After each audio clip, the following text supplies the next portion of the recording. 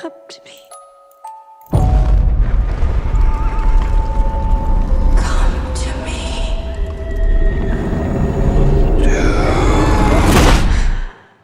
At the beginning of this year, I decided that I wanted to watch more movies, and part of that included dipping into genres I wouldn't usually seek out. That's why I went to see Robert Eggers' Nosferatu at the cinema with my friends. As the credits rolled, they eagerly launched into a discussion about how much they loved it. Meanwhile, I stayed very quiet. Finally, someone turned to me and asked, "So, what did you think?" I had been dreading that question. After a moment, I finally replied, Honestly, my own reaction confused me, and I declined to expand on my thoughts because I didn't really understand them. As I got out of my seat, I realised that my body was physically shaking, a direct response to the film. So what was the problem? I knew it wasn't as simple as me just not liking it or it being bad, because if that had been the case, I would have listed all of my criticisms and moved on. But this film has stayed with me. A theory began growing in my head, and so I sought out negative reviews to see what others were saying, and I've identified 3 major criticisms. Number 1, characters. The characters were boring and unfriendly. I couldn't even relate to anyone or get attached to any of the characters. Number 2, storyline. It takes forever to get anywhere. By the end of the movie, I too was rolling my eyes, wondering when all of this was finally going to end. And number 3, no meaning. There was no impact, no response, no message, no answer, nothing. Just 2 hours of watching whatever you want to call it. My question: how many viewers walked into the cinema that day expecting a modern horror film? I went to explore the idea that had they gone in expecting a true gothic horror, a film completely loyal to that framework, would they have had a different experience? Let's get into it. Nosferatu is a quintessential gothic horror film, but let's first clarify what that means. The Castle of Otranto, 1764, is considered the first gothic horror novel, laying the groundwork for a genre with deep historical roots. Later, works like Frankenstein, Dracula, and Wuthering Heights further shaped and solidified its defining conventions. Conventions such as the supernatural and unexplainable events, death, melodrama, damsels, atmosphere of mystery, women in distress, madness, omens, portents, visions, emotional extremes, dreams and nightmares, burdened Byronic male protagonists, romance, terror, and dread. In the same way that neon lights, sleek metallic surfaces, and sprawling futuristic cityscapes are conventions of sci-fi, Nosferatu relies on the aesthetics and conventions of gothic horror. Towering castles, shadowy corridors, eerie landscapes, and a pervasive sense of decay. These visual cues and stylistic choices define the genre as we know it today. Now, with these in mind, it's time to break down the criticisms. Number 1, characters. No emotional attachment. Gothic horror often keeps its audience at a distance, rather than immersing them. It thrives on a sense of otherness, a feeling of alienation which prevents deep emotional investment. This is why many Gothic horror novels use epistolary form, letter writing, or third-party narratives. H.P. Lovecraft, a key figure influenced by Gothic literature, rarely writes from the direct perspective of someone experiencing horror in real time. Instead, his narrators desperately recount events, often as a warning rather than an invitation to connect with them personally. This aspect of detachment mirrors the way Nosferatu presents its characters. Ellen, our protagonist, is an outsider from the very beginning. The story starts because she's lonely. She calls out to the world, hoping an angel will return her call. Even before the supernatural elements enter the narrative, she exists on the fringes of society, plagued by this loneliness and alienation. The film's characters are curiously disconnected from one another. There is little exposition as to how they all know each other, leaving the audience as much of an outsider as Ellen. That's not to say that stories of this genre don't want you to care about these characters. Just that relatability and your personal attachment aren't necessarily a priority. Ellen and Thomas love each other. Friedrich dies from the grief of losing Anna and his 2 little girls.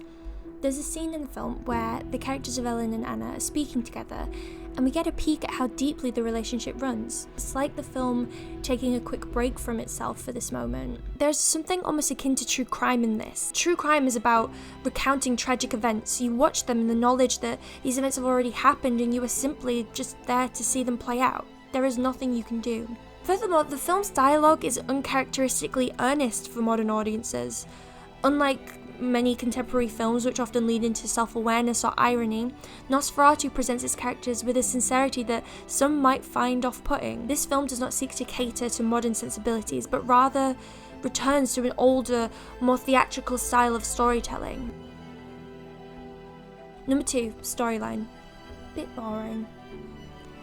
Gothic horror is very different from modern horror.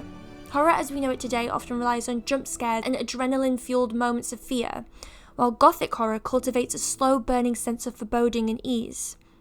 Gothic horror denies its audience the relief of catharsis. It instead operates on terror. Terror is a slow-building sense of dread, a fear that lingers with no clear resolution, and Nosferatu fully embraces this. The film denies the audience any release, prolonging discomfort beyond what is typical in mainstream horror. The modern portrayal of vampires as action-packed, seductive monsters, especially seen in the 90s and 2000s, contrasts starkly with Nosferatu's return to the creature as an eerie, unknowable figure. The film rejects the blockbuster version of the vampire and returns to something closer to its folkloric roots. Perhaps most striking is the ending. Rather than an epic battle where the monster is slain, the climax is quiet and tragic. Ellen cradling Orlok as he burns is a moment of horrific intimacy rather than victory. It recalls the concept of the sublime, awe, terror, and transcendence overwhelming the mind. While Gothic literature often intertwines terror with beauty, modern audiences might have expected a more action-driven resolution. Instead, Nosferatu delivers something much more melancholic. Number 3, no meaning. Vampires are inherently symbolic. Throughout history, they have embodied various societal fears. The vampire legends of Eastern Europe arose during times of plague, where the unknown deaths of loved ones led to the creation of monstrous explanations. Later, literary vampires reflected specific cultural anxieties of their time. Bram Stoker's Dracula has often been analysed as a response to fears of immigration and foreign influence in Victorian England. The idea of an outsider infecting the purity of British society resonated with contemporary xenophobic anxieties. As horror evolved post-World War I and II, narratives shifted towards apocalyptic fears, monsters as metaphors for nuclear devastation, societal collapse, and existential dread. By the post-9/11 era, horror adapted once more. Traditional fears of external monsters gave way to paranoia about the unseen or unknowable threats. Nosferatu leans into this return to unknowability. Orlok is not just a monster, he is a presence that corrupts and consumes through an eerie inevitability. His existence evokes Lovecraftian horror, where exposure to him leads to madness. Nosferatu revives the fear of an ancient, incomprehensible entity, something beyond human understanding or control. Furthermore, monsters in Gothic fiction are often manifestations of desire, and Orlok is no exception. Gothic literature has historically punished women for their desires, reinforcing strict moral codes. However, Ellen's fate challenges this tradition. Ellen's death is not a punishment but a choice. She's not a passive victim but an active participant in her fate. She was already othered before Nosferatu entered her life, and his presence only solidifies what she has always felt: disconnection from the world around her. In many ways, her death is her final act of agency, rejecting a life of quiet suffering in favour of something beyond. This dark take is one that many have disagreed with and found uncomfortable as a conclusion, but Gothic horror exists within the grey parts of morality. In contemporary storytelling, we've seen a shift back into ideas of good versus evil, right and wrong, a return to a black and white way of thinking. But Gothic horror has always stepped into areas of taboo. In a different genre, if there was a woman with the same background and storyline, it would be most empowering for her to overcome these feelings, but that overlooks the point. Death is romantic in Gothic horror. It's a return to the earth and a release. In Wuthering Heights, for example, spoilers ahead, Kathy and Heathcliff are parted in life, kept away by societal expectations and status, forced to exist as lady and gentleman, fighting the primal nature within themselves. It's only in death they are reunited, their ghostly figures finding each other on the moors. This is a genre that has never taken issue with making people feel uncomfortable. This includes romanticizing death in a way that isn't necessarily considered a moral thing for writers to do. The idea that this movie is lacking in meaning is completely wrong. It's clear that a lot of love was put into the creation of this film, and dismissing it as meaningless is a disservice to the depth and artistry behind it. Now, this isn't all to say that if you didn't like Nosferatu, your opinion is wrong.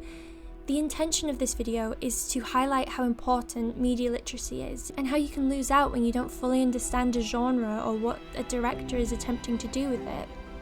I've since rewatched Nosferatu and did in fact find it an entirely different experience. There are some films not worth a second thought, but Nosferatu is definitely not one of them. I was very excited to make this video, but knew there were some gaps in my understanding of this genre in film.